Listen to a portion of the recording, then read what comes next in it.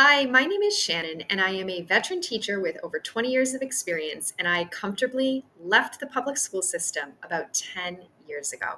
And the reason for that is probably how you landed on this video as well. And I'm hoping today to work with you to determine whether homeschooling is the best option for you and your family.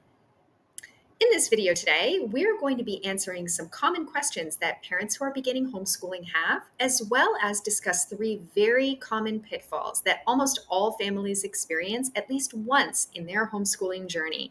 So let's jump right in. When I left classroom teaching about 10 years ago, I made that choice because I felt like it was stifling for students who had special needs, and I felt like parents did not have enough control over what they could do with their child and with the teacher together. The result is that now I'm able to support many parents in their homeschooling journey, and almost all of them come to me with the very first question of, what do I have to do? What is legally mandated for me as a homeschool parent? And the answer to that actually varies broadly. Every single state in the United States has different homeschool regulations. Some states have a certain number of hourly requirements. Other states have requirements for subjects. There's all different expectations. I'll put some links in the description box below so that you can look to see if you understand and also are willing to meet the minimum state requirements for homeschooling in your state. And if you're still here, that means that you are ready for the second question that most parents ask when they're considering homeschooling. And that is, what in the world do I teach my child? And the answer to that question sort of springboards off of the very first question. If you are in a state that is highly regulated and you have multiple requirements, that is going to direct exactly what it is that you will be teaching your child. Otherwise, you have significantly more flexibility. And how you would determine what you want to teach your child starts with a reflective question. And that question is, what do I want my child to know by the end of this year? And the answer to that question is so personalized and individualized that almost nobody would be able to help you with that. Because the reality is that homeschooling allows the flexibility of making sure that your child's individual needs are met. So if your child's struggling in math, for example, and you know that there is no way that they will be on grade level by the end of the year that you're in, that's going to be okay, because your job as the homeschool parent is to make sure that your child feels supported and that they are learning at their pace. You can make the decision then about whether you want the online curriculum option or offline curriculum option or some kind of combination of both. If you're looking into online curriculum, there's a bit of a spectrum. The farthest away from the family homeschool unit would be something that is a 6 to 8 hour day online school. And that is a traditional school environment just flipped online. So your child would be attending with a teacher in a classroom, and there would be expectations and requirements given by that school.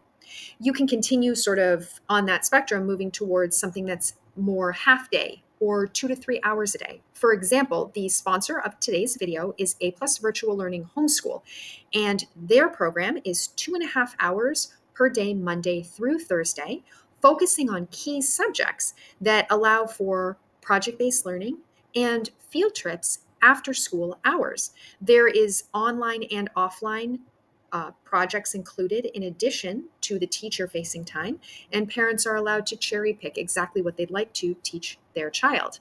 And closest to the center of the family unit, I would probably say is something kind of like OutSchool, where parents purchase a 1-hour subject online with a teacher in a classroom setting that allows the teacher to support your child in a group setting, but only for about an hour or maybe an hour and a half at a time.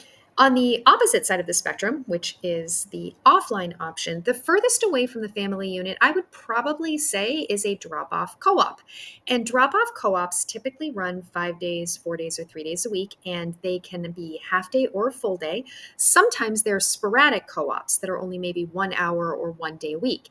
Many of the different co-ops require that parents also participate by teaching a class, and this helps to create a unit where parents and families can become friends parents with other homeschool families. Please be sure, though, to double check your state regulations because, for example, in New York State, parents are not allowed to use a drop-off co-op more than 2 days per week. One step in from that, I would suggest, is a video and workbook option. So the videos might be online, but the bulk of the actual learning occurs offline. And these options are really good for parents who have an understanding of how their child learns so that the child can be exposed to a different teacher through the video and also supported by the parent in completing the task or workbook option. A Plus Virtual Learning Homeschool has something exactly like this, which also allows parents to select if they want to teach the skill using just a video and a workbook or a specific project that allows for even the family to get involved together. One step in from that, I would suggest, is a downloadable curriculum that does not involve any type of support at all. These can be found online for free, or you can purchase them, usually for a nominal fee. The interesting part about downloadable curriculum that you work cover to cover in is that oftentimes they are general expectations for what a child of that age could or should learn.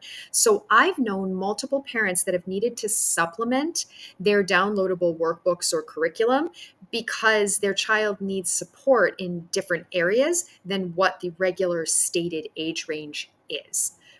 Then after that would be coming close into the family unit, and the family unit can by themselves create what it is that is learned by the child.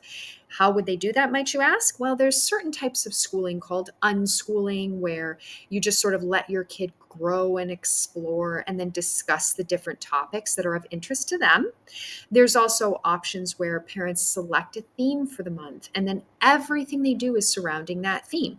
For example, I knew a family that used the Baltimore Aquarium as a field trip, and they studied everything there was to know about oceans, fish, scuba diving, snorkeling. It ended up bleeding into a family trip where they went snorkeling. All of that also bled into the child at, I think, 6th or 7th grade level learning about buoyancy, which is fun. So those are the types of things that as a parent, you might be able to plan for at the beginning of the month if you decide to do family-focused, individualized planning without any supports. Before we go ahead and wrap up this video today, let's briefly talk about 3 common pitfalls that parents have expressed they wish they had known when they had initially made the decision to homeschool. The very first one is not identifying goals. So as a parent, the best thing that you can do when you're making the decision about whether or not to homeschool is identify your academic goals, but also your social and behavioral goals for your child. If your child has had a negative experience in the public school system, it's really important to create an environment that is supportive for them. And in order to do that, you may require outside support from a counselor, from a teacher advocate, or from other homeschool parents that offer suggestions on goals that they made the very first year that they started homeschooling. The second pitfall that I've heard many parents mention is that they made the mistake of writing off everything from the public school system when they started homeschooling. Even if your child has had a really negative experience, or you have, with the public school system, writing off the entire public school system could be a little bit dangerous because there are many children who later in their schooling careers end up going back into school. And without having, at minimum, some exposure to the standards and expectations of school, a lot of times those students end up struggling. So maintaining maybe a light connection, for example, a daily routine, or possibly having group lunchtime together. Little things like that may not seem like a big deal, but it maintains a sense of order that they would be experiencing in the public school system, and it may help make the transition easier later if your child decides to go back. And the last common pitfall that I feel like many parents have expressed to me is that they feel as though, especially with their middle school or high school children, they took what their child said at face value. So I can think of a perfect example right now. There was a family that I worked with where their daughter was experiencing tremendous bullying at school. And the daughter had said, I definitely want to be homeschooled. I'm going to do it for the rest of my high school. This is exactly what it is that I want. And the parents agreed. They thought it was a very good option. And after they pulled their child out and she ended up having homeschooling experience, she decided that she actually wanted to go back. This was after the parents had already invested quite a bit of money in supporting their child's curriculum and extracurricular activities, and also had very big conversations with the school determining that the best course of action was to pull her out. Now, she did end up going back, and of course, the school district welcomed her with open arms. But I think if the parents had understood too that children, just by nature, often say things that they may feel at that moment, but they don't have any frame of reference for considering the possibilities in the future, they might have made a different decision that could have worked a little bit better for their family. So I'm definitely not suggesting that you should not homeschool your child. In fact, I'm actually suggesting the opposite. I think in those instances, it's really important to homeschool your child, but also as a team, make a preparation plan for what it is that could come next, how, why, and when. Thanks for sticking around to the end of the video, and hopefully you found it helpful. If you have any questions at all, please feel free to reach out, and there is a free curriculum option for you in the description box below. We hope you have a wonderful day, and good luck homeschooling. Bye!